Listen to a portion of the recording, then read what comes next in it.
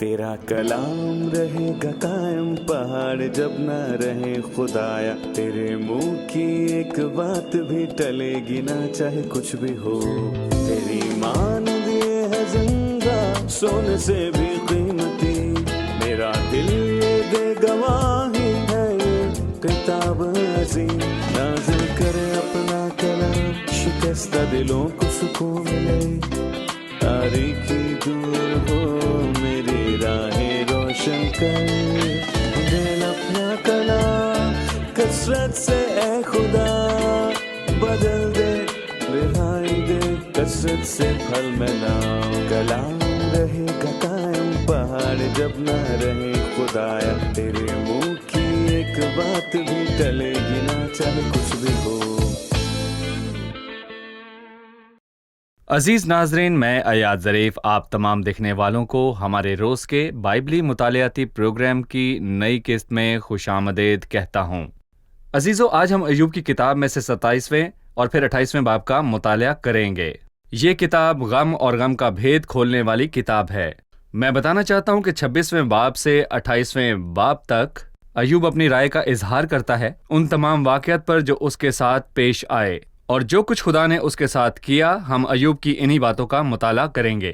لیکن اس سے پہلے میں خدا کے خادمین کا اسٹوڈیوز میں خیر مقدم کرنا چاہوں گا۔ ڈاکٹر فیاض خوش آمدید بھائی، ڈاکٹر عادل خوش آمدید، بہت شکریہ، اور اسٹوڈیو میں آئے دیگر مہمانوں کو بھی خوش آمدید۔ ڈاکٹر عادل، میں 27ویں باب کی 1 تا 10 آیات پڑھوں گا اور انہیں پڑھنے کے بعد آپ سے سوال پوچھوں گا۔ اور ایوب نے پھر اپنی مسل شروع کی اور کہنے لگا، زندہ خدا کی قسم جس نے میرا حق چھین لیا، اور قادر مطلق کی سوگند جس نے میری جان کو دکھ دیا ہے، کیونکہ میری جان مجھ میں اب تک سالم ہے اور خدا کا دم میرے نتنوں میں ہے۔ یقیناً میرے لب ناراستے کی باتیں نہ کہیں گے، نہ میری زبان سے فریب کی بات نکلے گی۔ خدا نہ کرے کہ میں تمہیں راست ٹھہراؤں، میں مرتے دم تک اپنی راستے کو ترک نہ کروں گا، میں اپنی صداقت پر قائم ہوں اور اسے نہ چھوڑوں گا۔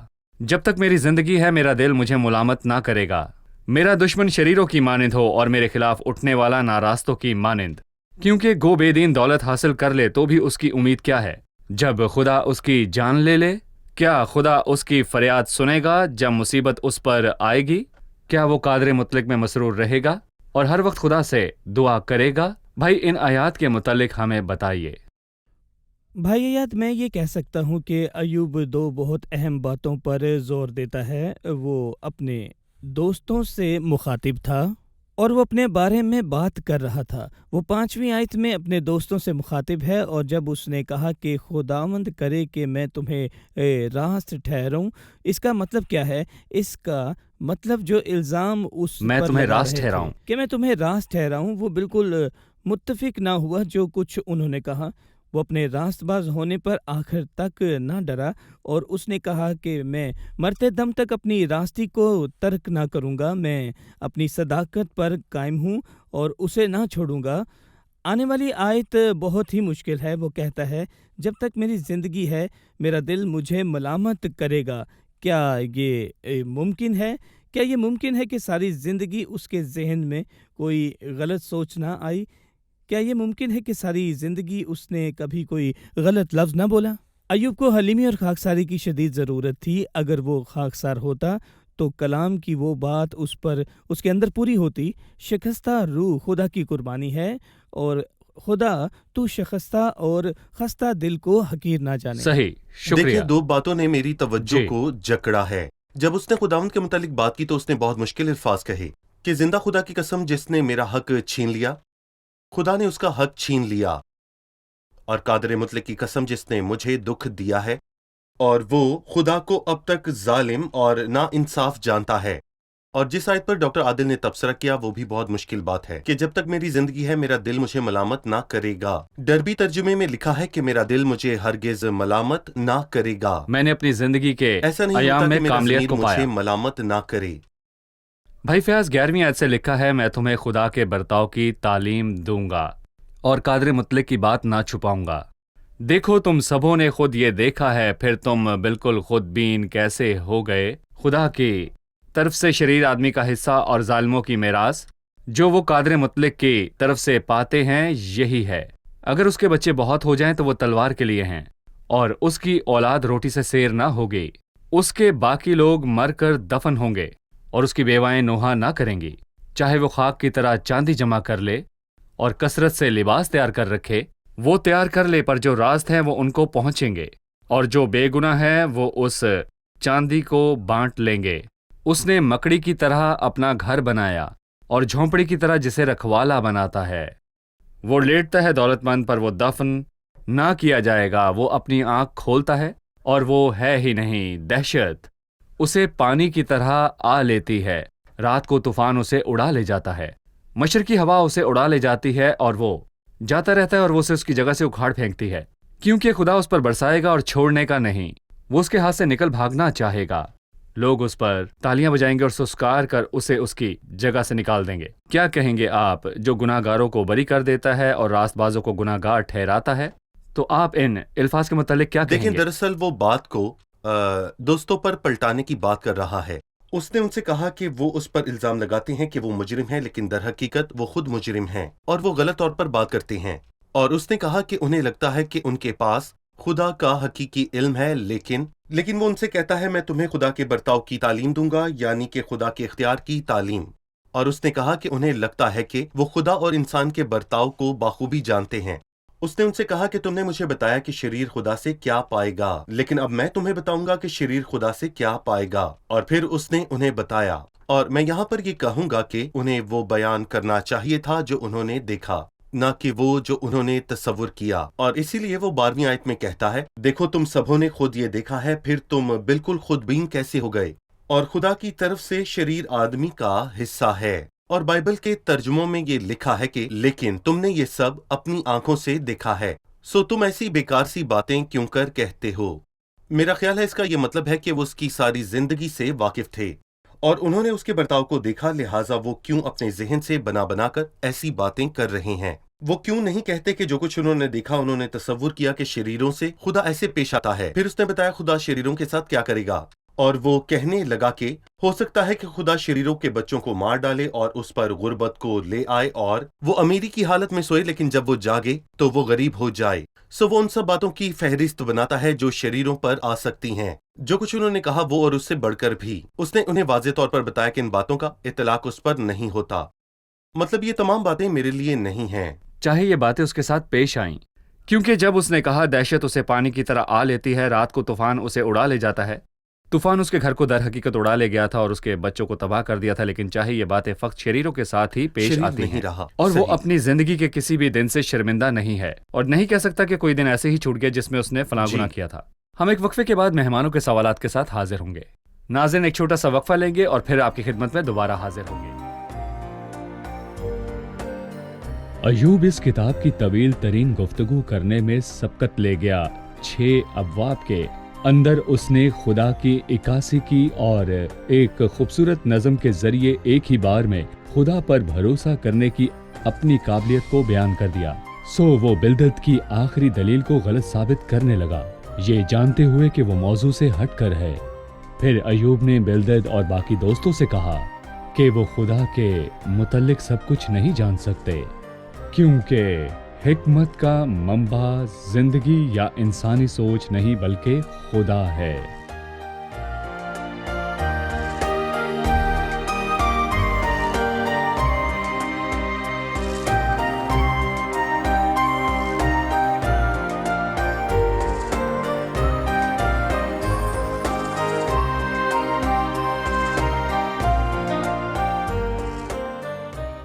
خوش آمدید. آئیے چلتے ہیں مہمانوں کی جانب اور جانتے ہیں ان کا سوال. 9ویں آیت سے متعلق سوال ہے کہ اگر بے دین مشکل میں خدا کو پکارے تو خدا اس کی دعا کو سنتا ہے؟ کیا خدا مشکل میں پھنسے بے دین شخص کی دعا سنتا ہے؟ یہ بتائیے. ہم یہ نہیں کہہ سکتے کہ یہ عام اصول ہے. یقیناً کلام کہتا ہے کہ شریروں کے ذبیحے سے خداوند کو نفرت ہے. بہترین دعا جو خدا کسی بھی گناہ گار سے سننا چاہتا ہے وہ توبہ کی دعا ہے. خدا مجھ پہ رحم کر کیونکہ میں گناہ گار ہوں. لیکن کبھی کسی پوشیدہ صورتحال میں خداوند خود کو ظاہر کرنے کی خاطر جواب بھی دے سکتا ہے تاکہ وہ اس بے دین شخص کو بچا سکے. کبھی کبھار مشکل حالات کے اندر خدا کسی انسان کے دل کی حلیمی پر نظر کرتا ہے. خدا اسے انہی حالات اور اس کی مشکل میں جواب دیتا ہے. مثلاً ماضی میں اس نے ہاجرہ کو دیکھا جبکہ اس نے پریشانی میں اپنے بیٹے کو اپنے سامنے سے ہٹا دیا، حالانکہ ہاجرہ کا خدا کے ساتھ کوئی تعلق نہ تھا، لیکن خدا کے دل میں اس کے لیے شفقت تھی۔ اور جب اس نے دیکھا کہ اخیب خاکسار ہو گیا، حالانکہ وہ ایک بدکار بادشاہ تھا، اس کا دل نرم ہو گیا اور اس نے اس کے معاملہ پر بھی اس پر رحم کیا۔ مجھے بھی یہی لگتا ہے کہ خدا کی اپنی مخلوق کی فکر کا عمومی تقاضا یہی ہے کہ خدا اس مخلوق کے معاملات اور حالات میں مداخلت کرے، چاہے وہ ایماندار ہو یا نہ ہو، چاہے وہ جانوروں یا پرندوں میں سے ہی ہو۔ صحیح، اگر خدا پرندوں کو کھلاتا ہے تو انسان کو کیوں نہ دے گا؟ بالکل اس وقت میں ایماندار ہونے یا نہ ہونے کے نقطۂ نظر سے بات نہیں کر رہا۔ صحیح، انسان عمومی طور پر خدا کی ذمہ داری ہے، اس کا کھانا پینا اور حفاظت اس کی ذمہ داری ہے۔ صحیح، خداوند نے بدکاروں کو خطرات سے بچایا، وہ ان کی فکر کرتا ہے۔ صحیح، اور بہت سے بدکاروں کو مشکلات سے رہائی دی، اور بہت سے برے لوگوں کو حادثات سے بچایا۔ بہت سے بدکار آپریشن سے گزرتے ہیں اور ان کے گھرانے خدا سے دعا مانگتے ہیں، اور خداوند انہیں ان کے بچوں اور گھرانوں کی خاطر بچا لیتا ہے۔ لیکن یہ سب اس حقیقت کے زیر سایہ ہے کہ خدا الہی طور پر کچھ ایسے فکر مندی کے کام لوگوں کے دلوں کو نرم کرنے کو کرتا ہے تاکہ وہ اس کو قبول کریں۔ جی، خدا اپنی کسی بھی مخلوق کو اپنی فکر اور عنایت کے کاموں سے محروم نہیں کرتا، لیکن خدا دیندار کی دعا کو سن کر خوش ہوتا ہے۔ جب وہ کہتا ہے ابا، اے باپ، جبکہ وہ خدا کو اپنا باپ کہتا ہے، تو خدا اس تعلق سے خوش ہوتا ہے۔ لیکن گناہ گار شخص کبھی کبھار کہتا ہے اے خداوند، اور خداوند اسے مشکلات سے بچا لیتا ہے، لیکن باپ اور بیٹے کے تعلق کا لطف نہیں ہوتا جو ایک دیندار شخص یعنی خدا کے درمیان ہوتا ہے۔ اب میں 28ویں باب کی چند آیات کو آپ کے سامنے پڑھوں گا، اور پھر بھائی عادل میں آپ سے سوال پوچھوں گا۔ یقیناً چاندی کی کان ہوتی ہے اور سونے کے لیے جگہ ہوتی ہے جہاں تایا جاتا ہے، لوہا زمین میں سے نکالا جاتا ہے اور پیتل پتھر میں سے گلایا جاتا ہے۔ انسان تاریکی کی تہہ تک پہنچتا ہے اور ظلمات اور موت کے سایہ کی انتہا تک پتھروں کی تلاش کرتا ہے۔ آبادی سے دور وہ سرنگ لگاتا ہے، آنے جانے والوں کے پاؤں سے بے خبر، اور لوگوں سے دور وہ لٹکتے اور جھولتے ہیں، اور زمین اس سے خوراک پیدا ہوتی ہے اور اس کے اندر گویا آگ سے انقلاب ہوتا رہتا ہے۔ اس کے پتھروں میں نیلم ہے اور اس میں سونے کے ذرے ہیں۔ اور آگے یہ بات جاری رہتی ہے، لہٰذا اس کا مفہوم کیا ہے؟ میں کہہ سکتا ہوں کہ ایک ہی جملے اس ساری گفتگو کا خلاصہ ہو جاتا ہے کہ اے خداوند تیری نعمتیں کیسی بڑی ہیں، زمین تیری مخلوقات سے معمور ہے۔ خداوند نے اپنی نعمتوں اور فضل کی معموری سے زمین کی بنیاد کو قائم کیا، جس میں سونا چاندی ہے، تاکہ انسان بعد ازاں اس سے فائدہ اٹھا سکے۔ خدا نے لوہے، سونے اور چاندی کو تخلیق کیا انسان کی بھلائی کے لیے، تاکہ انسان ان کا نیک استعمال کرے۔ خاص طور پر سونا اور چاندی بلند ترین قدر رکھتے ہیں، اس کے ساتھ ساتھ زیر زمین قیمتی جوہرات ہوتے ہیں جنہیں کان کن زمین کی اندرونی تہہ سے نکال کر لاتے ہیں۔ یقیناً سونا اور چاندی بلند ترین قیمت رکھتے ہیں، اور آج کل لوگوں کی دولت کو بھی ان کے سونا اور چاندی کے تحت دیکھا جاتا ہے۔ اور اگر آپ کو یہ یاد ہو تو سلیمان بادشاہ کے پاس سونے اور چاندی کے بہت بڑے ذخیرے تھے۔ سچ یہ ہے کہ انسان سونے اور چاندی کے ساتھ بہت سی چیزوں کو خرید سکتا ہے، لیکن نیا عہد نامہ ہمیں ایک بہت اہم چیز کے متعلق بتاتا ہے جسے سونے اور چاندی سے خریدا نہیں جا سکتا، کیونکہ تم جانتے ہو کہ تمہارا نکما چال چلن جو باپ دادا سے چلا آتا تھا، اس نے تمہاری خلاصی فانی چیزوں یعنی سونا چاندی کے ذریعے سے نہیں ہوئی، بلکہ ایک بے عیب چیز اور ایک بے داغ اور یعنی یسوع المسیح سے ہوئی۔ صحیح۔ ڈاکٹر فیاض 12ویں آیت سے 19ویں آیت تک وہ سونے اور چاندی کی بات نہیں کر رہا تھا۔ جی، 1 تا 11 آیات میں وہ کہتا ہے کہ زمین سونے اور چاندی جی۔ اور یاقوت جیسے خزانوں سے بھری پڑی ہے، لیکن ایک اور دولت ہے جس کی ہم تلاش میں ہیں لیکن ہم اسے ڈھونڈ نہیں سکتے، حکمت۔ وہ کہاں مل سکتی ہے؟ سو وہ کہتا ہے لیکن حکمت کہاں ملے گی اور خرد کی جگہ کہاں ہے؟ نہ انسان اس کی قدر جانتا ہے، نہ وہ زندوں کی سرزمین میں ملتی ہے۔ گہراؤ کہتا ہے وہ مجھ میں نہیں ہے، سمندر کہتا ہے وہ میرے پاس نہیں۔ نہ وہ سونے کے بدلے مل سکتی ہے، نہ چاندی اس کی قیمت کے لیے تلے گی۔ نہ اوفیس کا سونا اس کا مول ہو سکتا ہے، اور نہ قیمتی سلیمانی پتھر یا نیلم۔ نہ سونا اور کانچ اس کی برابری کر سکتے ہیں، نہ چوکھے سونے کے زیور اس کا بدل ٹھہریں گے۔ مونگے اور بلور کا نام بھی نہیں لیا جائے گا، بلکہ حکمت کی قیمت مرجان سے بڑھ کر ہے۔ نہ کوش کا پکھراج اس کے برابر ٹھہرے گا۔ نہ چوکھا سونا اس کا مول ہوگا۔ ہمیں اس حکمت کے متعلق بتائیے جنہیں انسان کانوں میں ڈھونڈ نہیں سکتا۔ دیکھیں پہلی بار 11ویں آیت میں جیسا کہ ہم نے سنا کہ اگر انسان زمین کے گہراؤں میں اترے اور بڑی محنت کرے اور اس راہ کو جانے جسے کوئی شکاری پرندہ نہیں جانتا، تو یہ باز کی آنکھ نے اسے دکھایا ہے، اور نہ متکبر جانور اس پر چلتے ہیں اور نہ خونخوار ببر ادھر سے گزرا ہے۔ سو اگر انسان اپنا پورا زور لگا کر گہراؤں میں سونا اور چاندی لینے کو اتر جائے تو بھی سونا اور چاندی سے بھی زیادہ قیمتی کچھ ہے۔ اسی طرح اس حکیم نے بھی امثال 3 میں کہا کہ وہ میری جان سے بھی زیادہ بیش بہا ہے اور تیری مرغوب چیزوں میں سے بے نظیر، اس کا کوئی ثانی نہیں، وہ حکمت ہے، وہ جوہرات سے بھی زیادہ قیمتی ہے، وہ ہے حکمت جس سے ہم خدا کی راہوں کو جاننے کے قابل ہوتے ہیں۔ اور میں کہوں گا حکمت معلومات نہیں ہے اور نہ ہی اس کا مرکز آپ کا ذہن ہے، بلکہ حکمت حاصل کردہ معلومات اور علم کا ان معاملات میں اطلاق کرنا ہے جو ہمیں پیش آئیں، لہٰذا یہ زندگی کے معاملات میں برتاؤ کرنے کا ایک فن ہے۔ اور آپ کے خیال سے بہتر طور پر کون جانتا تھا کہ خداوند کو زناکاری اور اخلاقی گناہوں سے بہت نفرت ہے؟ یوسف یا پھر داؤد؟ کیونکہ یوسف کے دور میں ایسا کوئی حکم نہ تھا کہ زنا نہ کرنا، کیونکہ وہ بس اتنا جانتا تھا کہ انسان کو کسی اور کی بیوی کو لینا روا نہیں۔ سو بھلا میں کیوں ایسی بڑی بدی کروں اور خدا کا گناہگار بنوں؟ داؤد شریعت کے آنے کے بعد آیا اور اس کے پاس واضح حکم تھا کہ تو زنا نہ کرنا۔ وہ ایک بادشاہ تھا جس سے روزانہ شریعت کو پڑھنا ہوتا تھا، وہ یروشلم رہا، لیکن جب ایک اخلاقی مسئلہ پیش آیا تو حکمت سے کس نے کام لیا؟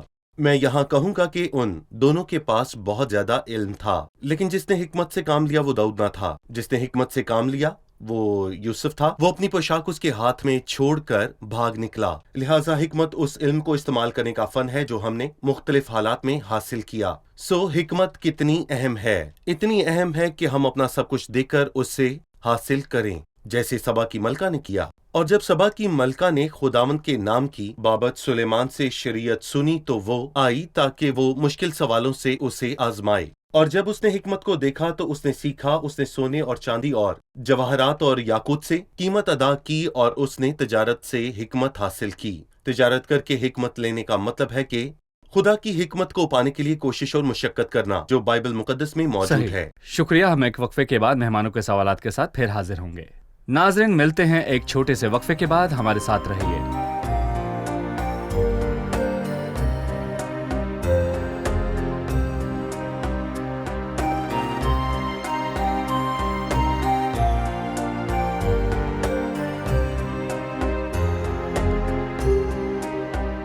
خوش آمدید۔ آئیے چلتے ہیں مہمانوں کی جانب اور جانتے ہیں ان کا سوال۔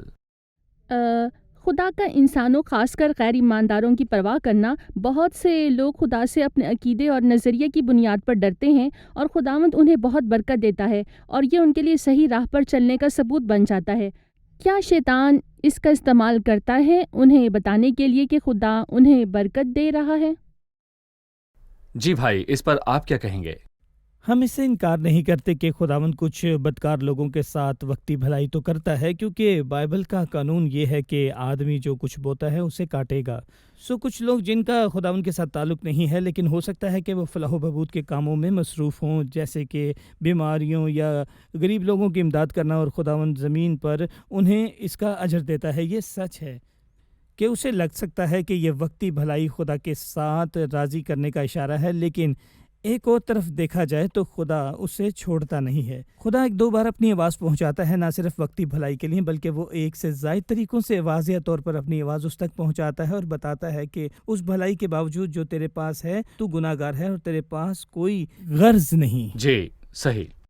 اور انسان کے دل میں ابدیت کی آواز ہے، اس نے ابدیت کو انسان کے دل میں رکھا ہے۔ چاہے انسان کو محسوس ہو کہ وہ خوش قسمت ہے اور خدا اس سے خوش ہے، لیکن پھر بھی وہ مسیح سے دور ہے، تو وہ ہمیشہ ابدیت سے ڈرتا رہے گا کہ ایک دن اسے خداوند کے حضور جانا ہے۔ سو یہ آواز ہر روز پکارتی ہے کہ خدا سے ملاپ کر لے۔ بھائی عادل، میں 20ویں آیت سے باب کے آخر تک پڑھوں گا۔ پھر حکمت کہاں سے آتی ہے اور خرد کی جگہ کہاں ہے؟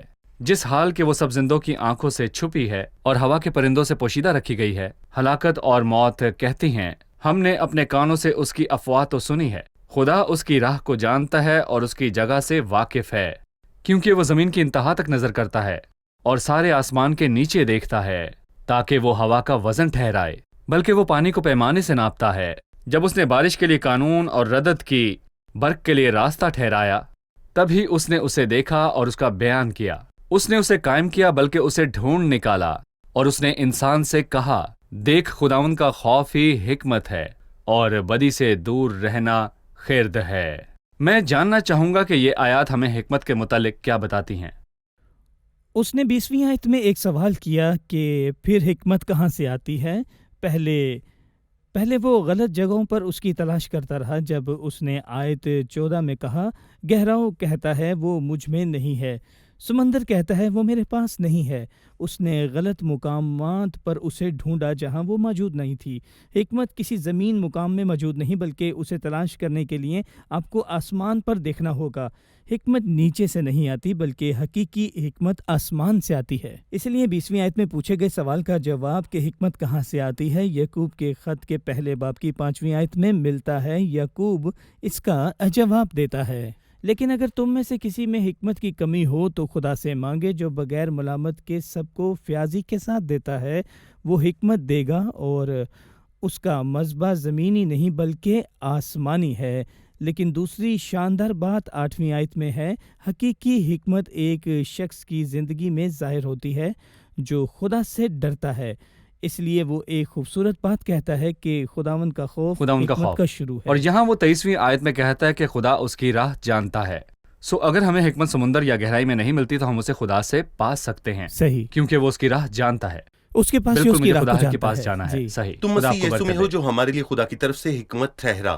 حکمت یعنی راست بازی پاکیزگی اور اور پاکیزگی مخلصی۔ اور مخلصی۔ چلیے مہمانوں کے پاس چلتے ہیں اور جانتے ہیں کہ انہوں نے آج کیا سیکھا۔ جی، تو آج کے پروگرام سے آپ نے کیا سیکھا؟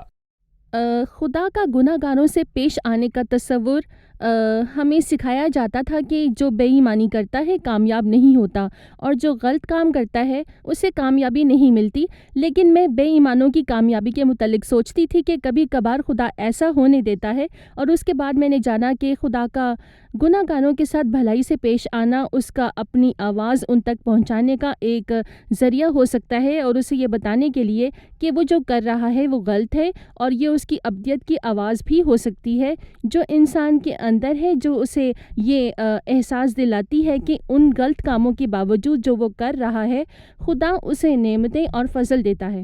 صحیح۔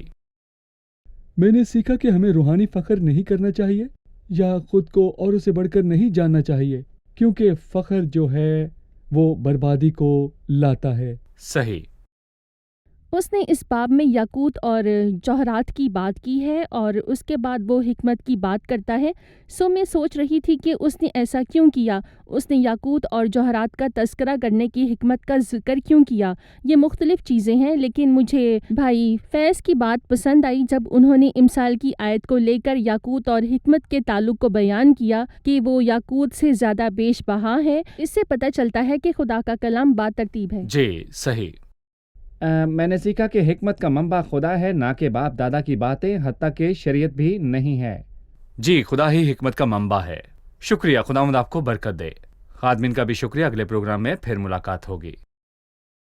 عزیز ناظرین، پاک کلام کہتا ہے کہ لوگ سونے اور چاندی اور جوہرات کی تلاش زیر زمین کرتے اور انہیں مل بھی جاتے ہیں، لیکن الہی خدمت ایک ہی چیز ہے جو خداوند سے آتی ہے۔ کچھ لوگ ایسے ہیں جو سونے اور چاندی کو بیچ کر حکمت کو خریدنا چاہتے ہیں، اور کچھ لوگ ایسے ہیں جو حکمت کی کمی کے باعث بے وقوفی سے سونا چاندی اور اپنا سب کچھ کھو دیتے ہیں۔ لیکن عزیزو، خدا نے اپنی حکمت سے ہمارے واسطے نجات کا انتظام کیا ہے، جسے سونے اور چاندی سے خریدا نہیں جا سکتا، بلکہ وہ ہمیں مسیح کے خون سے ملتی ہے، جس کا علم بنائے عالم سے پیشتر تھا۔ سونے اور چاندی کو آپ دنیا کی بہترین جگہ سے بھی خرید سکتے ہیں، اچھی سے اچھی جگہ پر رہ سکتے ہیں، لیکن سونا اور چاندی آپ کو آسمان پر نہیں لے جا سکتے، اور آپ کو گناہوں کی معافی اور الہی راست بازی نہیں دلا سکتے، بلکہ خدا کی حکمت جو خدا کی طرف سے آتی ہے مسیح میں ظاہر ہوئی۔ جب اس نے اسے جو گناہ سے واقف نہ تھا گناہ بنا دیا، اس نے مسیح کو ہماری خاطر گناہ ٹھہرایا تاکہ ہم اس میں خدا کے راست باز ہو جائیں۔ خدا کی حکمت صلیب پر ظاہر ہوئی۔ جب راست باز خدا نے میرے اور زمین پر رہنے والے ہر بے دین کو راست باز ٹھہرایا، جب اس نے مسیح کی صلیبی قربانی کو قبول کیا، عزیزو، اگر آپ سونا، چاندی، جائیداد اور قسمت پر ہی بھروسہ کرتے رہیں گے تو عزیزو یہ سب آپ کا بھلا بالکل بھی نہیں کر سکتے۔ اور آدمی اگر ساری دنیا کو حاصل کرے اور اپنی جان کا نقصان اٹھائے تو اسے کیا فائدہ ہوگا؟ لہٰذا ان سب کو چھوڑ کر الہی حکمت کو قبول کریں۔ اس نے آپ کی خاطر موت کی سزا کو اٹھا لیا، وہ صلیب پر آپ کے بدلے دکھ اٹھاتا رہا۔ مسیح کو بطور شخصی نجات دہندہ قبول کریں تو یقیناً آپ خدا کی راست بازی کو پائیں گے۔ آنے والی قسط میں آپ سب سے پھر ملاقات ہوگی۔ خدا آپ کو برکت دے۔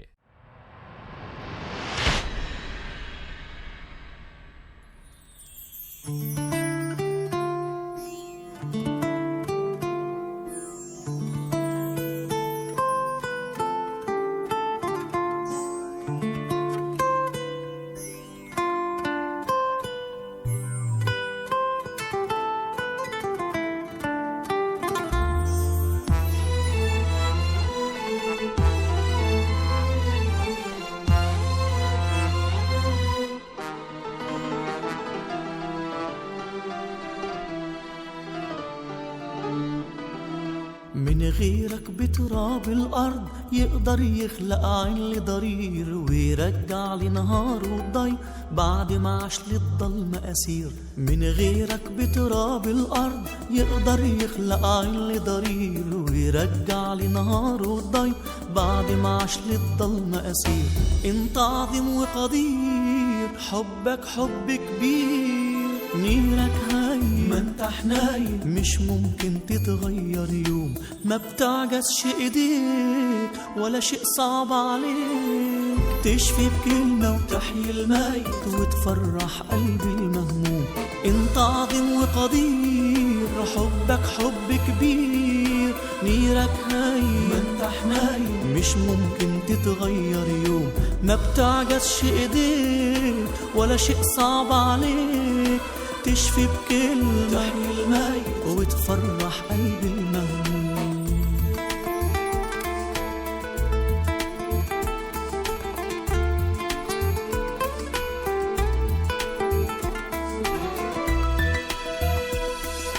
قلبك كله محبة يا رب، وانت الفرحة في كل زمان، انت الراعي وانت الأب، وأمل كل تعيس يأسان. قلبك كله محبة يا رب، وانت الفرحة في كل زمان، انت الراعي وانت الأب، وأمل كل تعيس يأسان. انت عظيم وقدير، حبك حب كبير، نيرك هاي انت حنايم، مش ممكن تتغير يوم، ما بتعجزش ايديك ولا شيء صعب عليك، تشفي بكلمة تحيي الميت وتفرح قلبي المهموم. انت عظيم وقدير، حبك حب كبير، نيرك هاي انت حنايم، مش ممكن تتغير يوم، ما بتعجزش ايديك ولا شيء صعب عليك، تشفي بكلمة تحيي الميت وتفرح قلبي المهموم.